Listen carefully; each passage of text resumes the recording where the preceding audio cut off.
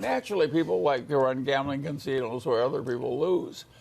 And the people who invented this crypto-crepo, which is my name for it, and sometimes I call it crypto-crepo and sometimes I call it,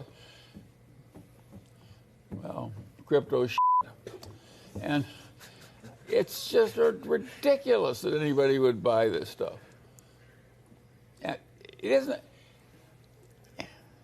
You can think of hardly nothing on earth that has done more good to the human race than currency, national currencies.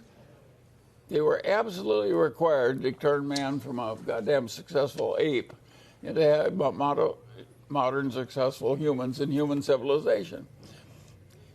Because it enabled all these convenient exchanges. So if somebody says, I'm going to create something that sort of replaces the national currency, it's like saying I'm going to replace the national air,